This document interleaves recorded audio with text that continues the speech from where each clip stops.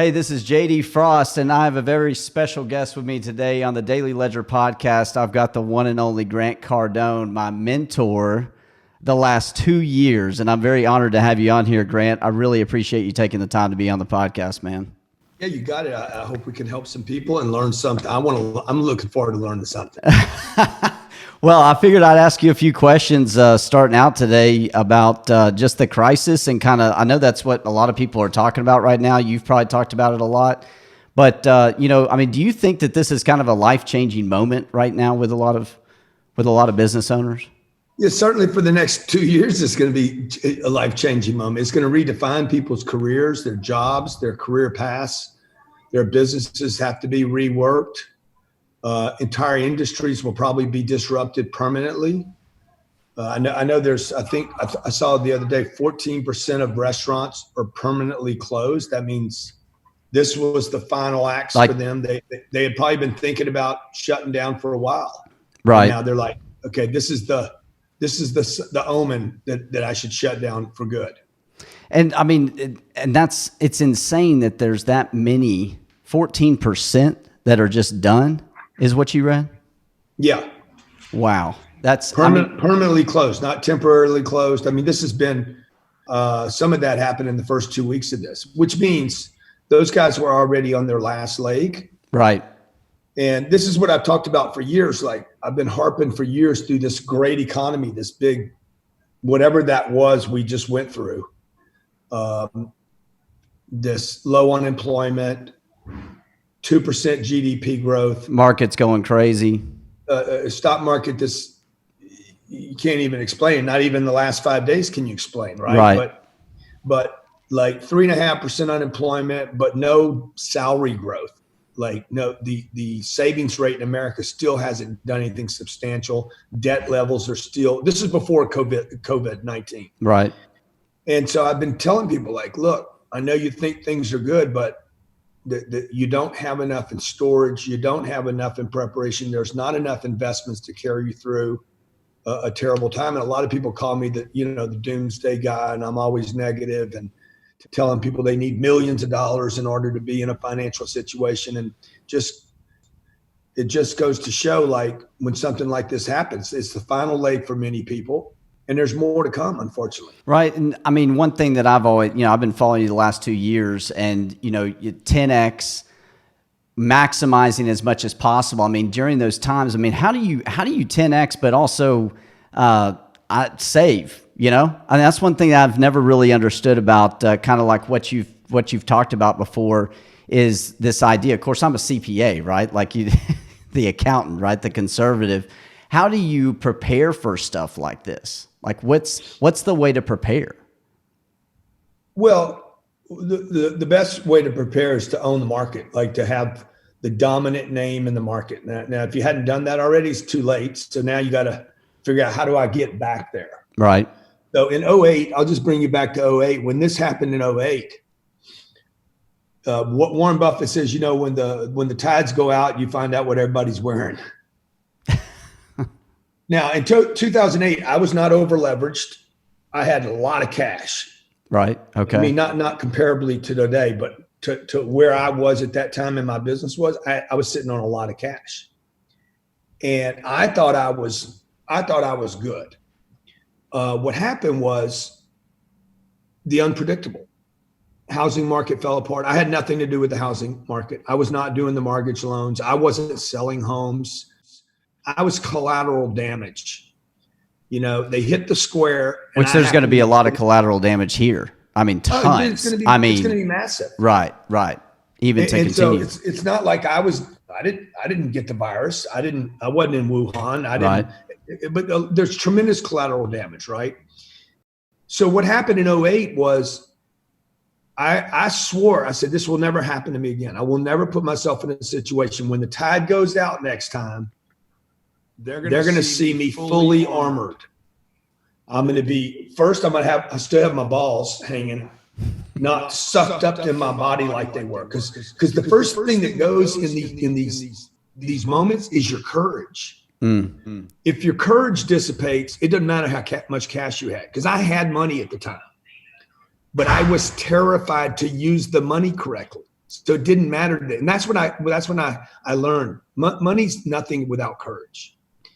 And so my courage got sucked up into my heart. It dissipated. I had a little bit of cash. So all I did was go into saving mode and trying to protect it. And when you're trying to protect your money, I had basically become half a X.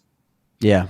And I got myself in that situation because I didn't have enough reserves. Look, if you don't have a lot of courage, what you need is tremendous reserves, because tremendous reserves, while they might not make you happy, they will give you the breath to have more courage. Right. I mean, that's what, you got to meet my partner when we were at your mastermind here after 10X, Paul Croft. And one thing that he always talks about is courage over cash.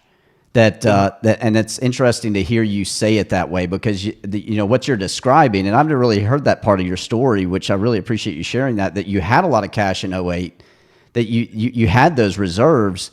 Yeah, but dude, I had like $6 million. Wow. Okay. So and that wasn't enough?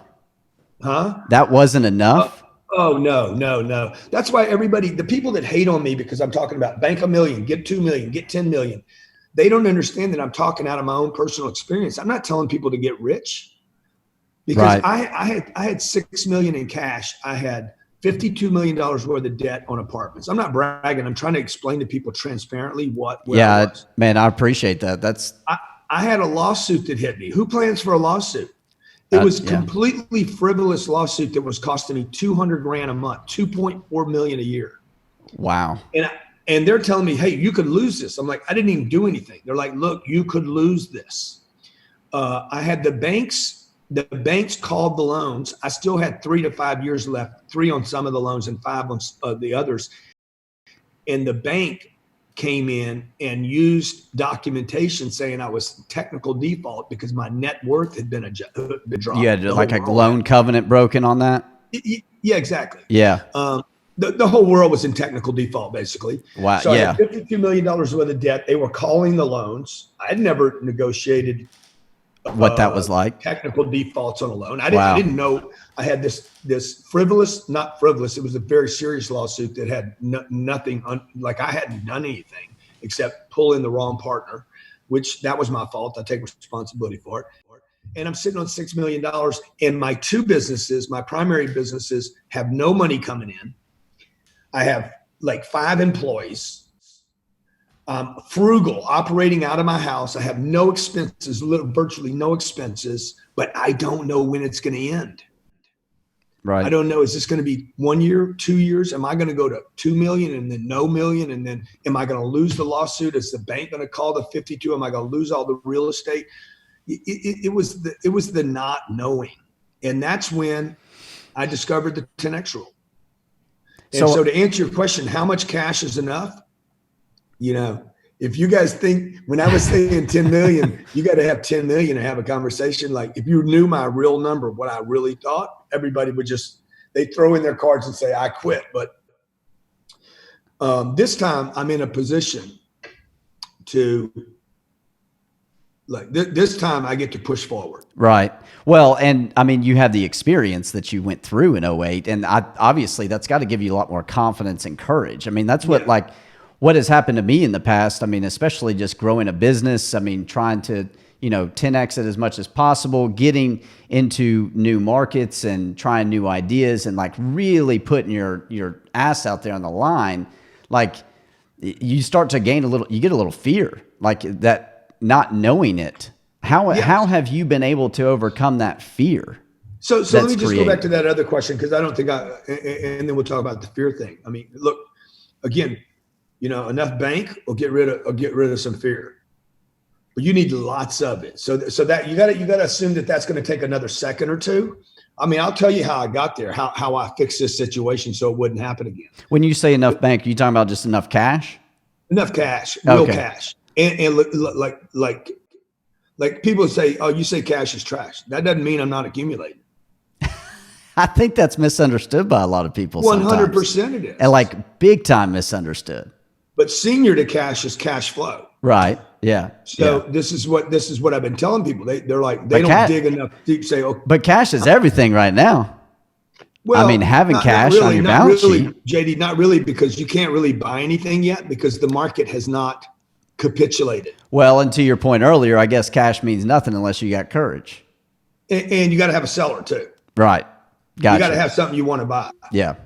So, I mean, I'm sure I can find somebody that wants to dump a McLaren right now. That's not what I want. Right. I don't want a McLaren. Yeah. Yeah. He needs the money for the McLaren or the Paddock or the Richard. But I'm like, that's not what I want right now. I'm going for real assets to produce cash flow. Right. So let me just bring you back to 08, because this is cool because nobody's really asked these questions. You have the financial background to do it. Most people just, they hit the celebrity. Oh, tell me about how do you handle haters? I already know how you handle haters. Hey, tell me about your bankruptcy video. Tell me about the podcast you did with the guy that stole $100 million and never paid anybody back and went to prison and was a rat. Yeah. I'm like, all right, you want to talk about that? We can. But no, why don't we talk about? Why don't we talk about how to get people's money right? So I had a buddy of mine came to me in 2010 and said, I need $1 million for a short period of time. This guy is gold. He is platinum. He is as good a person, not just financially. He will never stiff anybody in his lifetime. Mm-hmm. And I'm like, man, Doug, I can't do it. Wow. That was in 2010? Yeah. I said, I have the money, but I can't do it because I don't know how long these other problems are going to last. Right. I don't know. He owns a company called ABC Mouse. Okay. ABC Mouse is going to be a multi-billion-dollar business. Wow. I couldn't help him, dude. And he would have, because I know this guy, he would have paid me back without any documentation, pay me back more than the market could pay me, and would have probably given me shares in ABC Mouse as a way to just say, here. And I still today, forget what I would have made on ABC Mouse. I still today, every time I see this guy, I'm like, God damn, dude, you couldn't help a friend. Not because I did the wrong thing. Like talking to yourself? To him, I couldn't help him. Yeah. Because I didn't have the courage. Gotcha. Okay. And I didn't know one thing that I know now. Okay. I didn't know when 2008 would end. I actually didn't know if it would end. And I didn't know what steps I needed to take while I was going through it. Mm-hmm. So what I did was I said, look, there's going to be another event. If you get through this one, make sure the next time you have an event like this, you're not in the same condition. Right. Learn from your mistakes. Yeah. And I went to work on figuring out how much cash flow would I need to handle an event twice that long? What would I want? What assets would I want? How big would my name need to be? What price would my products have to be at? What kind of property would I want to be invested in? What kind of events would I have to do? What kind of projects would I need? And dude, then I went to work on Cardone University, scaling it, not being dependent upon car dealers, booking out the biggest events in the world. Profitable events. I don't do events that don't make money. Well, and that got you out. I know other people that do events that don't make money. They have me speak at events that don't make money. But that got you outside the car dealer industry too at that time, I guess, wouldn't it? 100%. Like you're in every industry now. Yeah, exactly. Anybody. Yeah. Now I service accountants, real estate agents, real estate brokers, So, it was a good thing, but what happened for me before that was I was comfortable. Mm. And so everybody, when you hear me talk about, hey man, you can't get comfortable because the marketplace is going to whack you. I'm not talking to other people. I'm talking to other people about this is what happened to me. And it's going to happen to other people if it happened to me because I'm extremely conservative. Mm. My cash reserves today are like, they're ridiculous amounts. Go ahead. I mean, they're just like that's what was so funny about the bankruptcy video, because as soon as I did the bankruptcy video, my banker called me. Like I've had all these interviews about it, right? Right. Billie Jean interviewed me the whole time. I finished the interview with Billie Jean and Jared's like, how was that? I says, he didn't ask me the big questions. like when you do a video like that, Grant, what did your banker think? Okay. Yeah. What did Fannie Mae and Freddie Mac? Oh, $1 billion to Fannie and Freddie. Right. Yeah. Like you think I'm worried about what, one pocket Joe underscore 1528 thinks about me on Instagram? Right. What do you guys think my banker said? Right. That has my accounts that I owe 30 or 40 million to on one deal, and a life insurance company that I owe $90 million to. Mm-hmm. What did they say? They said, "You're so funny." One guy called and said, "You can't sell any of that property, right?" Oh, They man. said, you can't sell that property for like 7 years, right? Right. Right. Is there a prepayment penalty in there?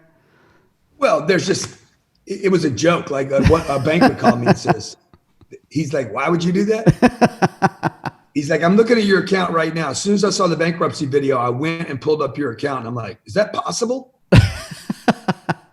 Well, yeah. So, I mean, a lot of people going through a tough time. And, I think that a lot of people at this time, might think, look, I feel like I'm going to fail here. Right. Like, I mean, Yeah. did you what's so interesting to me is that you've got this experience. And what I've been thinking about myself is, and what I want listeners to think about is, you've got this experience from '08 that you're able to kind of pull from.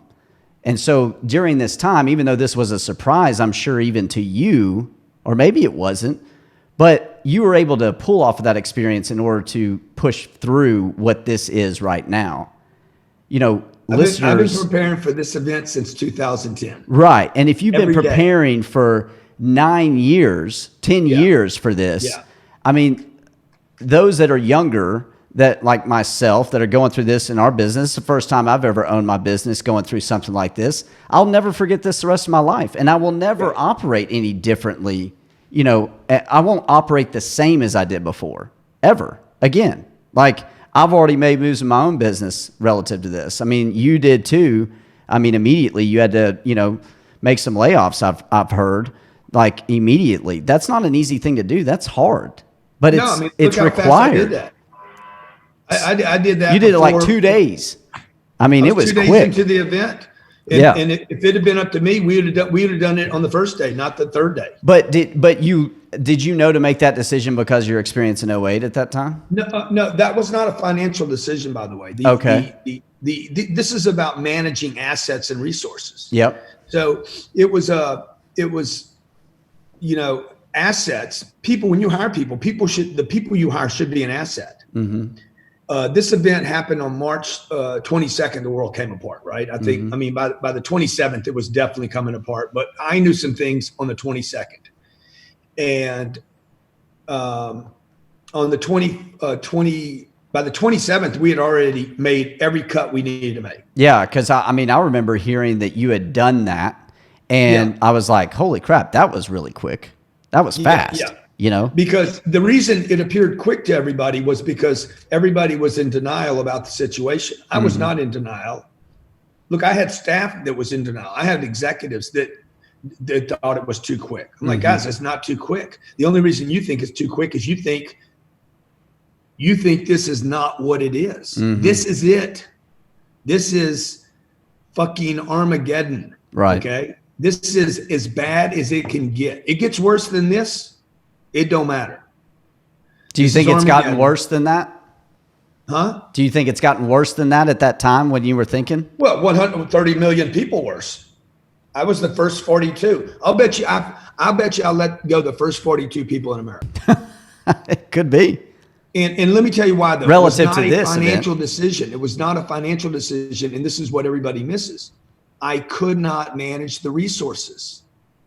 This was about assets and energy. It had nothing to do with money.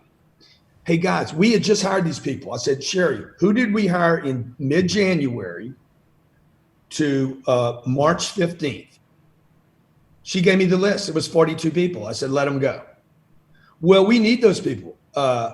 They're not even on the team yet. They don't even know what their number is. They don't know where their locker is. They don't know. Look, I don't have the energy. They're good people. I know they're good people. You wouldn't have hired them. We probably looked at 400 people. Yeah. I've wasted hundreds of thousands of dollars hiring those people, but I could not manage the resources. So It was like, so your difference there. Most people think, okay, I've got to lay off people because I'm going to save money. I'm going to save their salaries or whatever. You look at it as I've already got a group of people from January to March on my payroll right now that, yeah, they're on my payroll, but I don't have any more time to invest in people that don't know shit at this point in time in my business. I don't want my Like, managers managing people that are right, brand new. which is I wasting hadn't even acclimated. more money.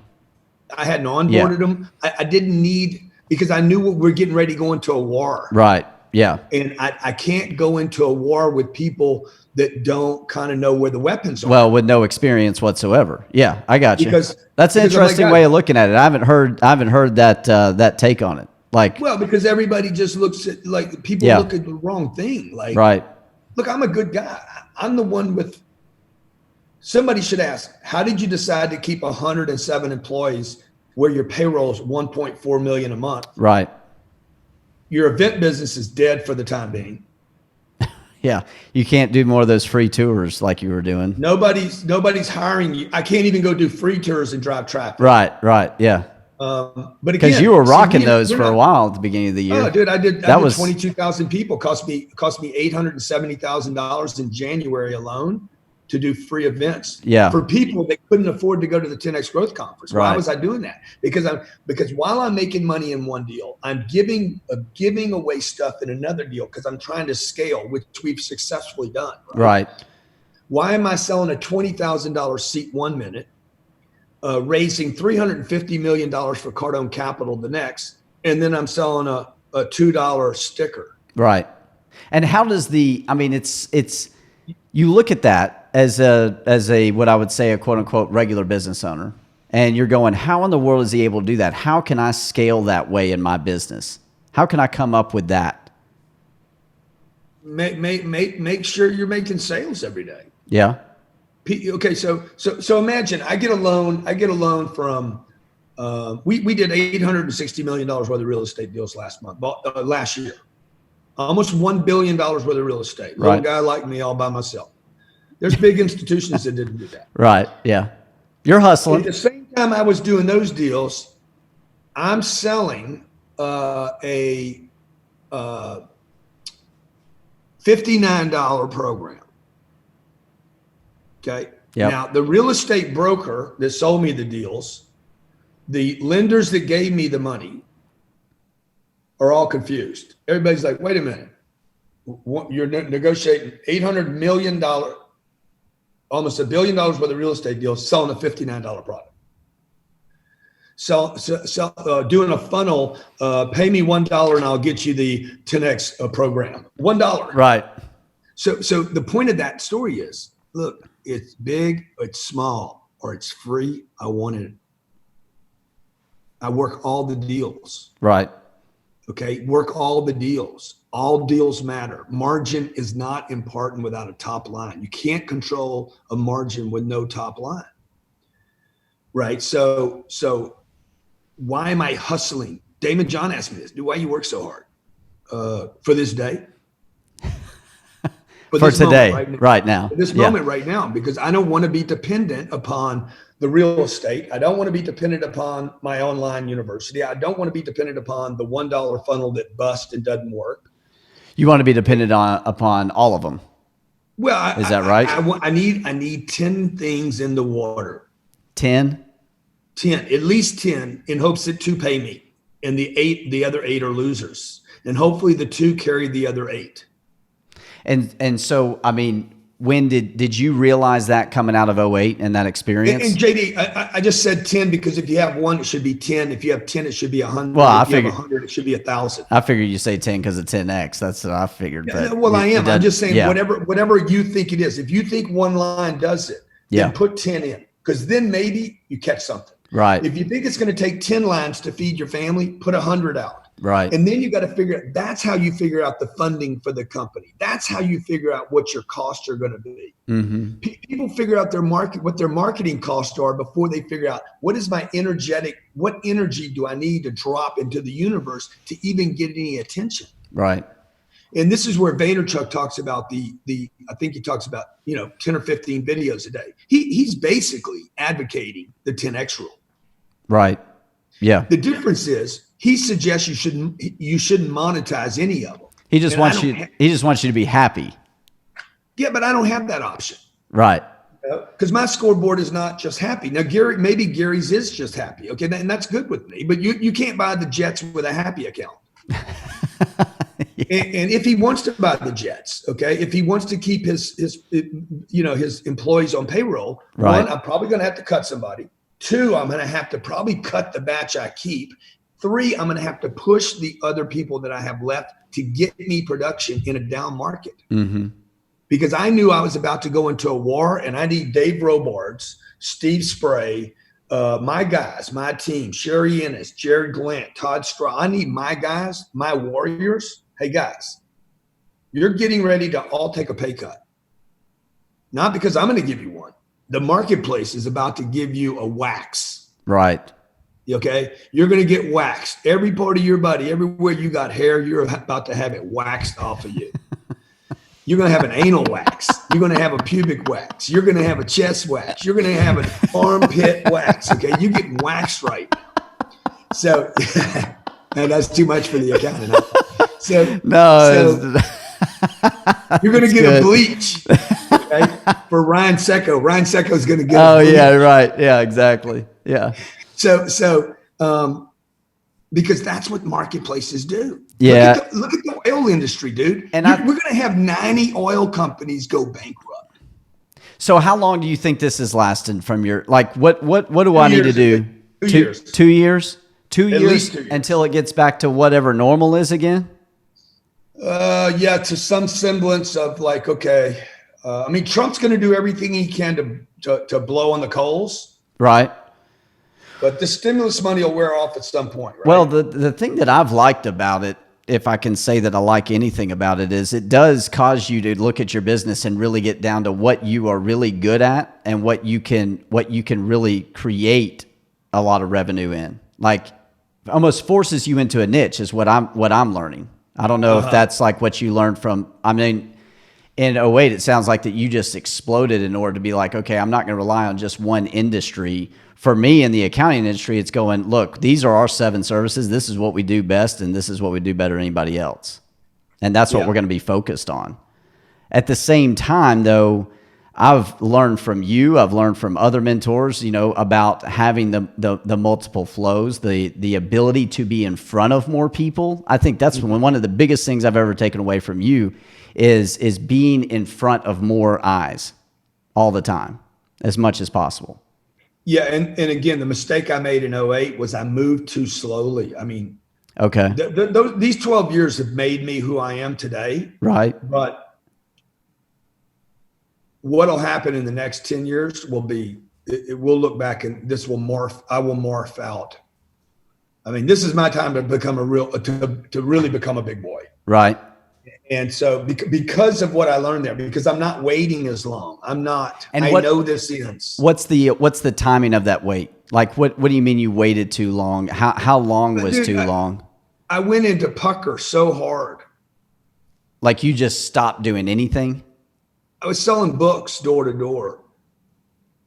Okay. You can't After get out that? of this 30 bucks at a time. Yeah. Wow. I was just Okay. trying to pay bills. I was just trying to let me just not go backwards. Right. I wasn't thinking about expansion. I should have put the 6 million to use. I should have used the entire 6 million and borrowed another 6, but I didn't have the courage. So, okay. Thank you for saying that. Like, how in the world would you go borrow another? I mean, that just really goes back to the courage in your mind. Is 100%. Like I should have almost doubling down. I'm going to double down on what I'm doing because was it because it was working before? I should have been buying every piece of if I had bought every piece of real estate in the last 10 years, I'd be worth, I'd have $10 billion real estate portfolio. I'd have refinanced it already. I'd be sitting on probably 400 or 500 million in cash. But you wanted to hold on to that cash because that cash made you feel good. No, not because it made me feel good. Because I didn't know how long the correction was going to take. Okay. And I didn't trust my ability to go get new money. To go get more new money. To go get new customers. Yeah. To go expand. I didn't. Look, this is all pre-Facebook, pre-YouTube, pre-Instagram, Wow. nobody knew me, man. Yeah. Like the only person that knew me was car dealers, and they had been slashed to nothing. Right.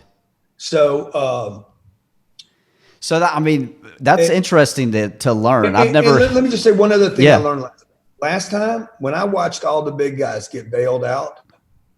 I'm like, the next time this happens, because I owed 50 million. That my debt load was 50 million bucks. Mm-hmm. I said, the next time this happens, I'm going to owe at least 10 times this. So I got a $1.1 billion worth of debt. You did a good job. So I 20x'd it. And look, nobody wants me to go under. Right. No legitimate people want me to go under. Yeah. And There's some haters out there that really want to see it happen. Yeah, no legitimate, Man. but I'm saying no legitimate people. My banks don't want me to go under. Right. We got 500 people in the real estate division alone. Yeah.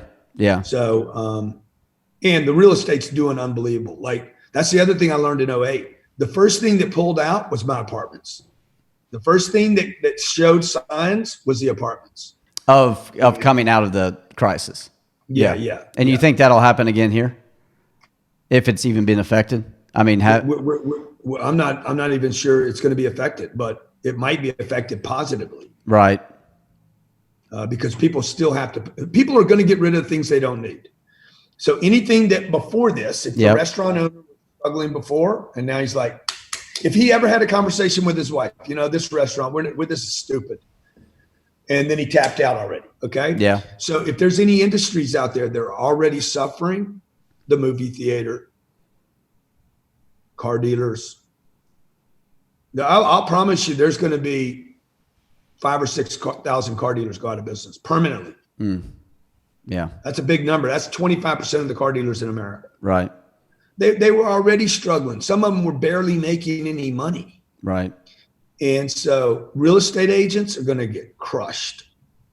People that bought a house in the last year and thought that they were going to sell it and flip it. Flippers. I've been warning flippers for 3 years. Right. When the music stops, get rid of the houses you own. Take the first offer, take your whipping as fast as possible because you'll get bled out holding on to a house that doesn't cash flow. One other thing I want to touch on, I appreciate you taking some time to be with me today, is this idea of courage. How did you get that? How did you get that back when you were coming out of 2008? I mean, I think that's something that everybody can find. They've got the ability to get it. They know maybe they don't know how to get it, but can you tell me, how do you get that courage right now? Because if I don't have money, I believe if I've had the courage, I can go get that money. Well, I mean, I would tell you, I give you a lot of, I got a great team. I expanded the team. I mean, we've had a lot of victories and successes along the way. I mean, the best way to get courage is to win. Well, you have little victories along the way, right? You got to have little victories. Avoid making more mistakes. Like I hear everybody say, "Oh man, mistakes make me better." Yeah, they don't make me better. Right. They make me more doubtful. I don't want more mistakes. I need little tiny victories. That's why I sell $1 products. So what's a tiny victory? Look, every time I get a $1 product, as soon as this happened, I put my entire store on sale. I'm like, sell everything we have in the store. Okay. Find out what our cost is and go under that. And Sherry was like, well, why are we going to lose money? We're not losing money. All that shit's paid for. She's like, well, we got $50 in that product and you want to sell it for 10. Yeah. Okay. I just found $10. Gotcha. You have to shift, man. You have to shift and you have to get off of old ideas and say, I'm gaining $10. Right. So if I'm going to bust my ass to get $10 in the financial position I'm in, what should everybody else be doing? I went to my sales team and I said, there's 2 reasons you'll be fired here. This is after we let 40 people go. By the way, that makes a big statement to everybody you keep. Yeah, it always does. Yeah. Okay. Then I said, 2 reasons you'll be let go here. Okay. And before I told them the 2 things, I said, look, the world's going to come to an end and you're not going to die. Okay. The world's going to come to an end. You're not going to die and you're going to want to, but you won't be able to. Right. And you're about to get a wax and a bleach. Okay. And I said, look, there's 2 reasons you will get fired from here. 2 reasons. One, if you say no to a customer over money and I hear about it, you will be let go the first time with no warning. They make you an offer, you take it. I don't care how ridiculous it is. Every dollar counts, okay? Right. Whatever we thought was worth something. Well, what about the guy we just sold the deal to for $80,000? I said, bro, look, I don't care. That day's over. Right. I'm not worried about what I did last week or last month. That's over. I might take $8 for the same $80,000 product I had. I want the $8 and I want the customer.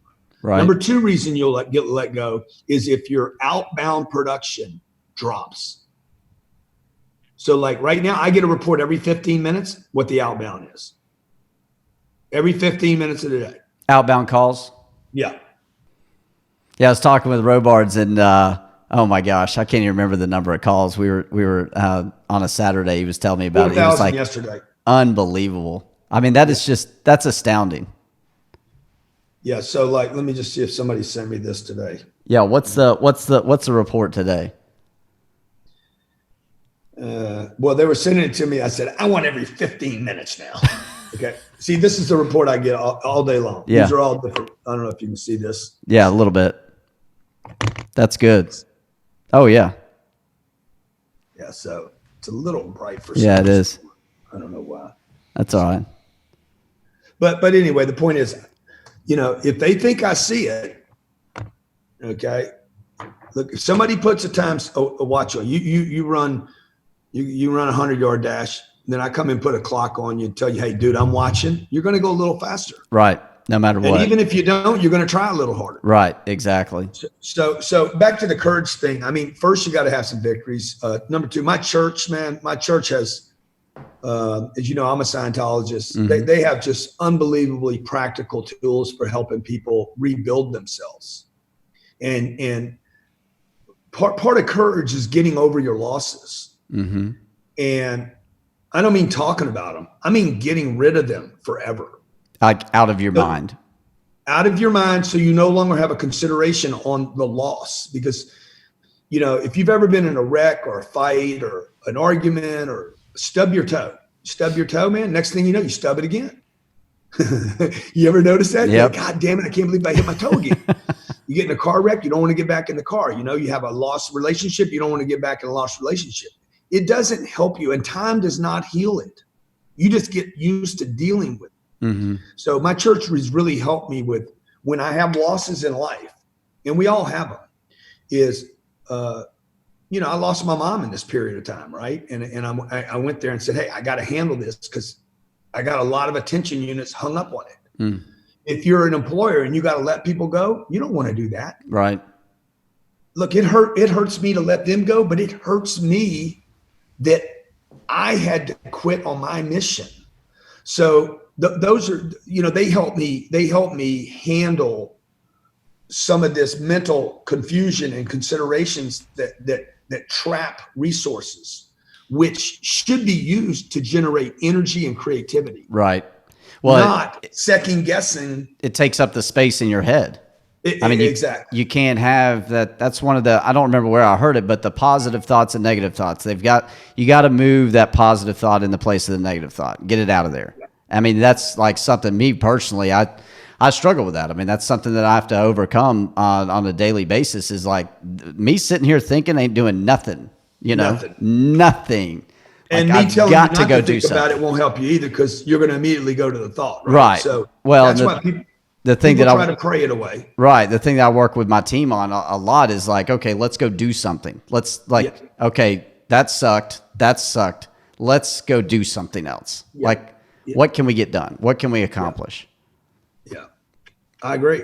That action step. But I really appreciate what you're saying on the courage part. I think that's what a lot of business owners are going to have to find and keep that courage going. I mean, keep that growing.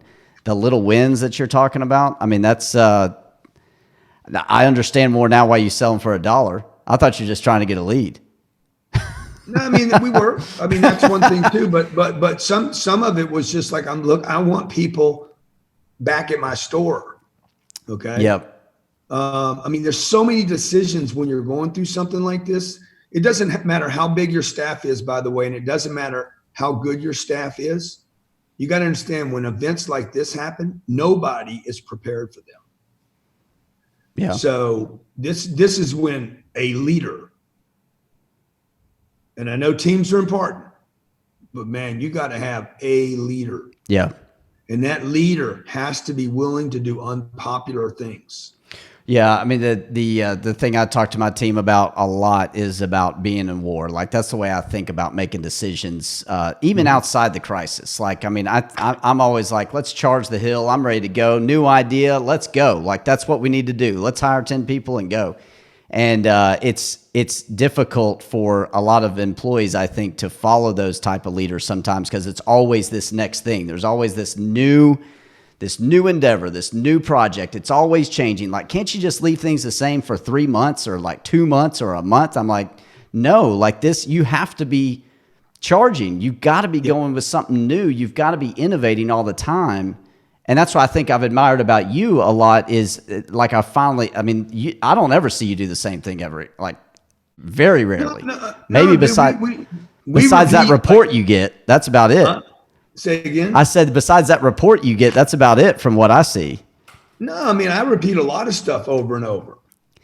It doesn't look like it to me. Like there's this new, like what you got, like all these new products out. You've got these new services. You've got this new, this part of the boot camp, you know, like anything new at 10X. I mean, that's the way I view it. Like that you've got. Wow. That's interesting because internally, you know, the big thing that everybody hates me for at the office is like, repeat what worked last time. Yeah, I don't see that at all. We go back and we do what we did last time. That's my number one go-to trick. Interesting. Can you give me a more detailed example of that? Yeah, we did the first week into the event, into this historic event. Hey, what's the last thing that worked? Like that's my go-to. Oh. What's the last thing that generated $1 million? Gotcha. Everybody was like, well, it was blah, you know? Yeah. Good. Put it on the calendar. Go do that again. It's the go-to thing, dude. And Mark Zuckerberg says, look, man, go to your victories. Right. Go back to what was a victory. Like businessmen and women tend to want to, particularly creative people, right? And I consider myself a creative person, but you also want to go back and do what was victorious. Yeah, I mean, that's what I guess what I was referring to is more about courage, being able to make the quick decision in a wartime situation. But like, obviously, it's a lot easier to have courage when you're doing something that you've already won at before. Yeah, look, like, we won at it. Now, will it be as victorious as last time? Right. And I think what you might see though. I think what you're seeing when you're like, everything looks different. Oh, I'm like, damn. Because dude, when I come out with it, right? I'm like, okay, guys, we got to make sure this thing looks in a certain way that any audience that's coming back for seconds won't think it's the same thing. We're feeding them something new. Gotcha. They're going to be satisfied because there's something they didn't get last time. And in the commitment to repeat an activity, what happens is I have to improve the delivery of the meal, you know? Yeah. I like that. That's interesting that you're saying that, like, because it really does. It looks like that there's something new all the time. I mean, 24/7. I'm like, how do they keep up with them? I've been in the studio every day since this event started shooting new material. Yeah. I got a buddy of mine. He says, I'm in the studio shooting material every day. I said, yeah, but you're not making any money. Okay.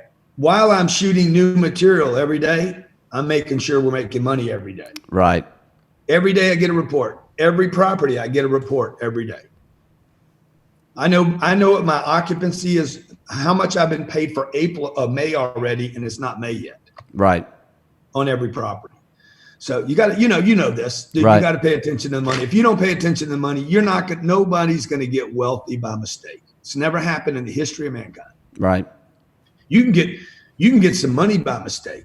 You can get rich temporarily by mistake. But wealth is, hey, I got rich, it multiplied, and I kept it. In fact, it's so much I can't get rid of it. Right. You don't do that by error. That's where a guy like you has to come into play and help somebody, hold them accountable, help them manage money, help them have the courage to take the money they have and put it back into the marketplace and use it. Well, and that's what I try to tell people a lot too, is that, okay, if you know the numbers, if you've got the report that proves that worked, then why wouldn't you go do it again? Like, it should be easy to make that investment. I mean, it should be easy to reinvest back into your business because it continued to work. Everything's easy to talk about until you're. Oh, it's so hard to do. because so hard to do. So many real estate people tell me, I'm waiting for the market to crash and then I'm going to buy. You ain't going to buy nothing now. Right. Yeah. It's easy to say that because you don't have all the bad news and the emotion and the doubt and the people saying this is going to be the worst, blah, blah, blah. If you didn't buy anything when it was good, you're not going to buy anything when it's bad. Mm-hmm. Right. Because, now it's scary. Now you almost have to be a contrarian, which is what leadership is, by the way. Leaders always go a different direction than what the masses say you should do. Look at Jeff Bezos, man. Like, how right is that guy now? Right. 25 years, people laughed at him. Now it looks like everything he does is a genius. Yeah, and I mean, I think that's hard for most entrepreneurs that I see at 10X conferences or at any conferences, and trying to get their business going, trying to get it off the ground. I mean, it's hard to do what other people are not doing. I mean, I think that's like you're talking about reading the 10X rule. I hear this stuff, right? Like, I truly follow you. Like, you talk about reading the 10X rule like 10 times. I mean, there's not a lot of people that are going to read that book 10 times. They're not. Yeah. But the ones that do, I truly believe they probably would end up being a lot differently. I mean, a lot different.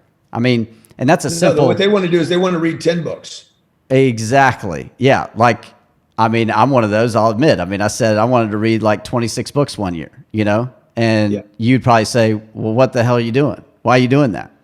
And that's what, like, goal writing. That's one thing that I've been talking a lot about. That's one thing I've picked up from you that I do every day. I challenge myself to do it every morning, every evening.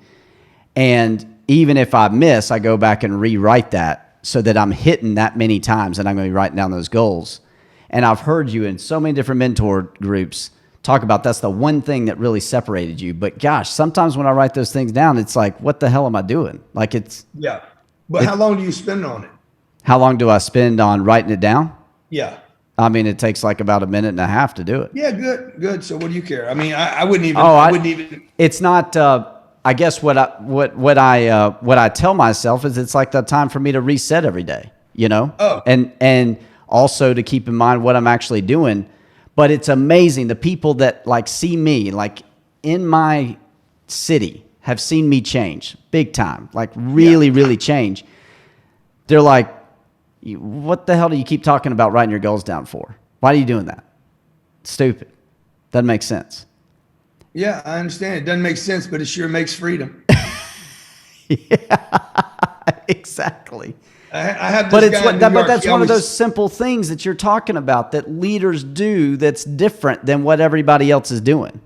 Yeah, I'm just trying to remind myself every day, where am I trying to go?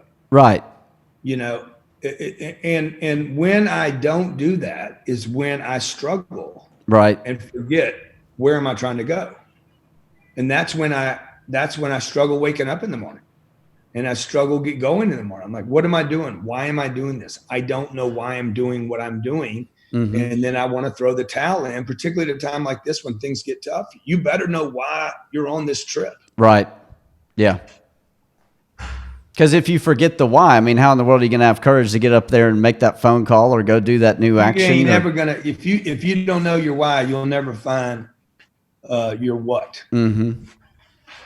Because if you don't know what to do, it's because you don't know why you're doing it. Mm-hmm. And once you find your why, you'll figure out the what you should do. That's why I always say, look, creativity follows commitment. If you lack creativity, it's because you lack commitment. you lack the game. That's why the middle class doesn't work anymore. That's why it's a failing proposition, because $80,000 a year, there's no room. There's never going to be room to breathe. There's no way to get ahead. It's a dying proposition. It's a bad product offer, right? It's like, okay, why am I going to finance a car for 96 months? I mean, people finally know, like, why am I going to finance a car for 8 years that I'm not going to keep? It's a bad proposition. Right. Why am I going to buy a house, finance it for 30 years when I know my kids, as soon as they leave, we're not going to even need this house anymore? It's a bad proposition. College, just a bad offer. Mm-hmm. So at some point you're like, okay, wait, working for 80 grand a year, spending 80 grand a year, it's a bad offer. So you either got to decide, I'm going to go make 200 grand a year. But what people do in the meantime, they say, money sucks. I don't want money. No, you want a lot of money. You've never had enough money to make a decision on. Make 800 grand a year and then tell me you don't want money. Make 8 million a year right. And then say you don't want it. Make 8 million a month. And watch how much you can change the planet, the people around you, your community. Watch how much money you can give to churches and build hospitals and get respirators and ventilators and solve problems. And I promise you'll be like, I want to make more money so I can help more people. Right. JD, you're the man, dog. Hey, thank you so much. I really appreciate you taking the time, GC. Come on, man. I love you to death, man. Thank you. Love you too, man. It means the world to me. I really appreciate you coming on the podcast, and thank you for taking so much time. I'm very, very grateful. Thank you. Thank you. Come on, man. Appreciate you. Tell the family I said hello, okay? Yeah, I will. Thanks, buddy. Thanks.